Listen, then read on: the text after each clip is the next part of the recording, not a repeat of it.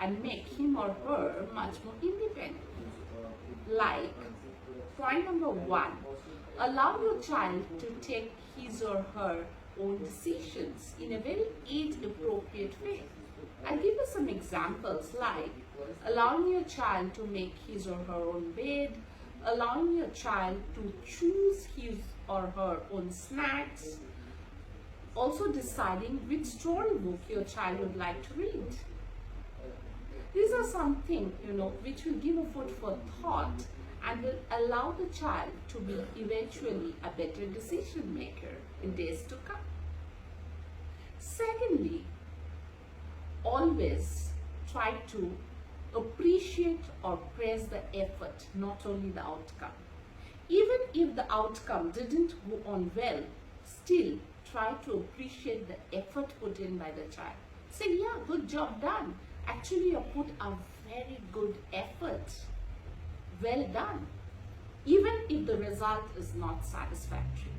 So the child will understand that, it's the journey which matters and it's not only the end result.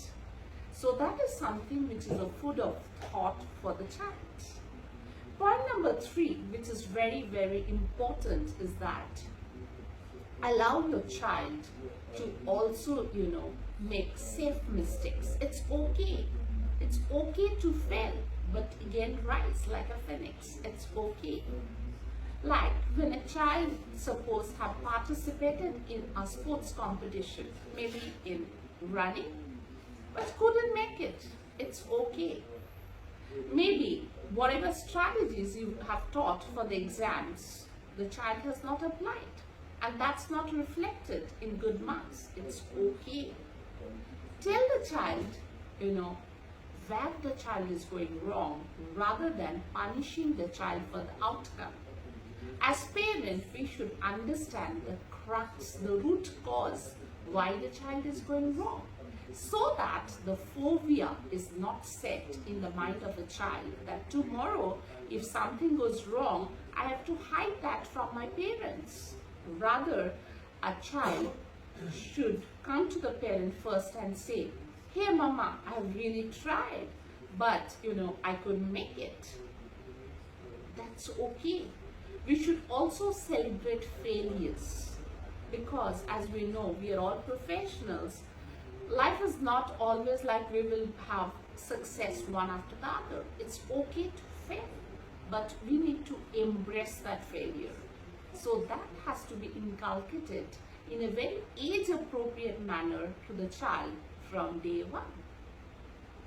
Another point which I'd like to put forth is that, if a child has done any mistake, let the guilt feeling not come. So we have to counsel the child in such a way so that the child understands, where the child has got wrong, and rather than feeling guilty about it. So that fear has to be removed from the mind of a child. Then only the child will learn to express his or her own opinion. Another point which I'd like to put forth as a psychologist is that each and every child needs to be heard. If a child is trying to put an opinion, we should not tell the child, hey, you are not age appropriate to participate in the decision. Rather, maybe whatever the silly question the child is putting, don't discourage your child by saying, hey, it's very silly. Rather, appreciate, okay, and invite the child to ask more and more questions. Then eventually the child will learn, will have a thought-provoking process, which is very important to evolve as an independent decision maker. Another point, even as a principal, as a head of the school, as an educational leader, I'd like to put forth is that nowadays, children have too much screen timings. We should rather encourage them to get engaged in some creative exercises so that the child learns from childhood how to think out of the box, how to evolve and to come out with a solution very creatively. We can design games for them, engage them in the play groups, but those play games has to be from the creative point of view so that the child eventually learns how to think not only creatively but also logically and out of the box. That's very, very important. There are days when the child, will have tantrums. That's okay. That's very age appropriate way.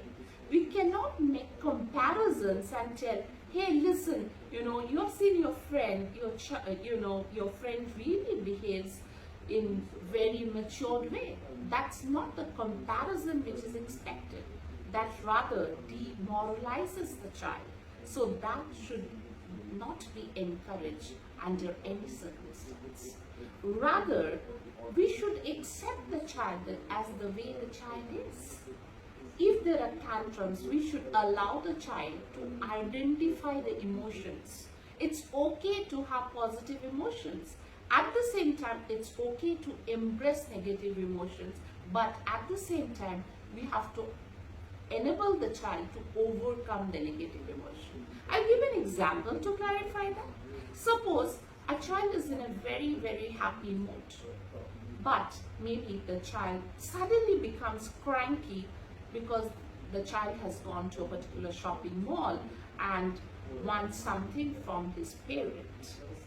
The parent, rather than discouraging the child and telling that, oh my God, why you're always after, things, whenever I bring you to the shopping mall, you're very demanding.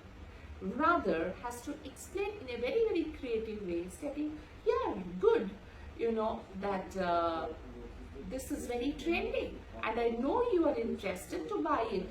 Okay, but I have a game for you. To buy this, you have to earn certain points. And how you're going to earn certain points? Throughout the week, you're going to, make your own beds, and you have to make the place tidy, and you have to complete your work on time, all the homeworks on time. So next week, same time, you have already earned your points, and so you are eligible to get this gift. So this is actually teaching your child in a very logical way that nothing comes just like that. Okay, the child has to earn it.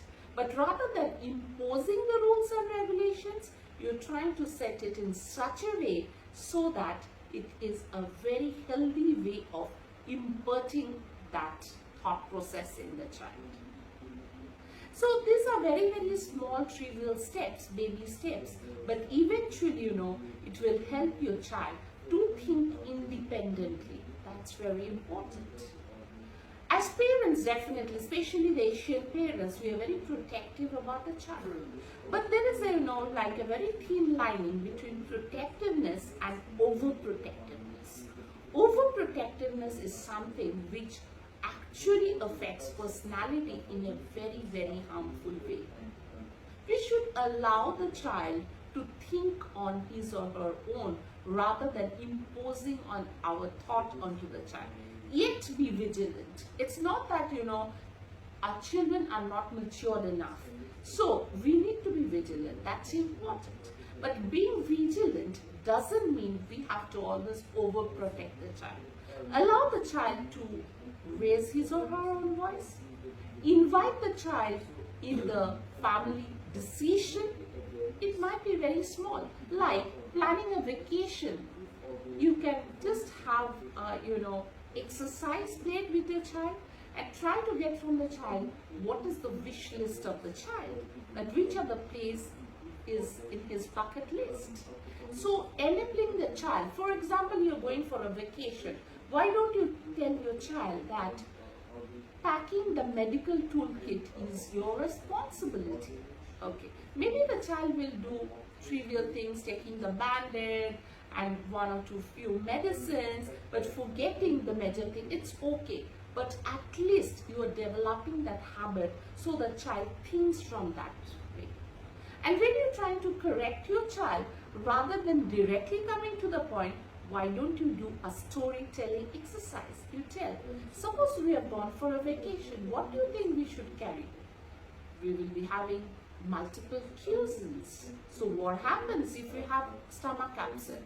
Point number one, a checklist. Have we taken medicines to cover stomach upset, diarrhea? Point number one. Point number two, okay, we are going to a hilly region. So what happens if we fall down? Okay, the child, Papa, let's carry some bandage. Okay, let's carry some ointment. Okay, so you should rather invite your child to think rather than giving the checklist and okay, there are 10 points and see that it's all there. Rather, you put the situation to the child and let your child come out with a solution to it. Initially, it might not be satisfactory. That's completely okay. But eventually, it will allow the child to think in that horizon and then a purpose is met. So as parents, sometimes we need to even act in their appropriate way rather than thinking that, oh, whatever they are asking is very immature and silly.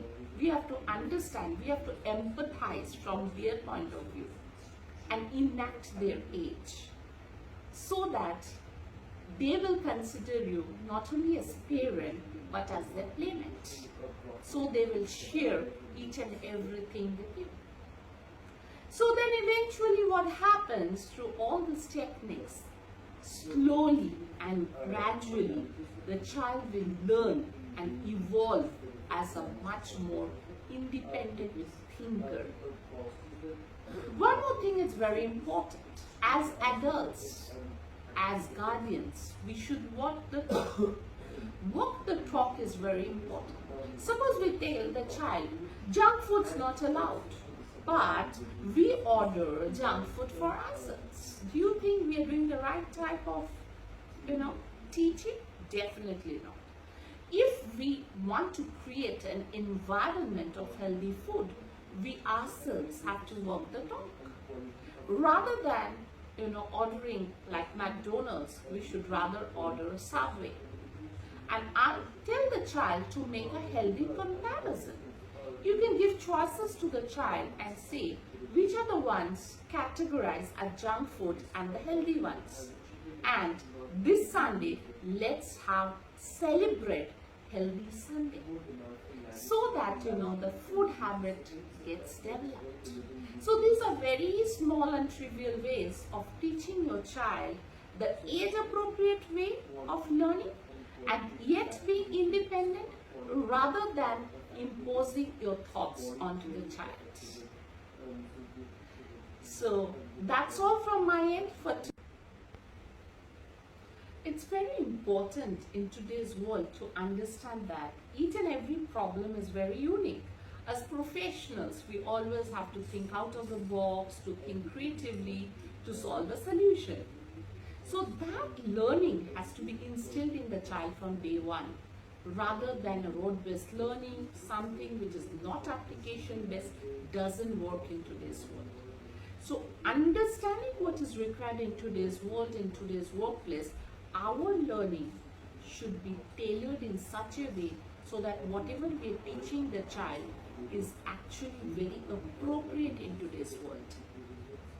Be it teaching them how to evolve to be a more creative individual, how to be an independent thinker, how to think logically, how to think out of the box, how to evolve as a leader, situational leader. That's very important. It can so happen, in a class, in a particular cohort, a child who's the shy, very introverted, but suddenly, like there's a fire in a room, and that child uses the presence of mind to evacuate the room and to save the lives of other children. So this is something, that requires training, and also making the child understand that each and every child is very unique in his or her own way. It's not always important to be academically brilliant, but at the same time to make the child realize Each one of us have got unique set of strengths. So we need to identify that and leverage that, train them in such a way that the strength the child can master in days to come. At the same time, not feel guilty about the weakness, but have ways to overcome it without guilt. So these are the way, lot of creative and innovative pedagogies, how we can teach our children. At the same time, it's not just teaching in a rote way and making it so boring for the child that the child after a point of time thinks, oh, my parent was just trying to, teach me something. It should not be seen from the teaching point of view. We have to engage our child in such a way so that, it's internalized, and something which is internalized stays for long.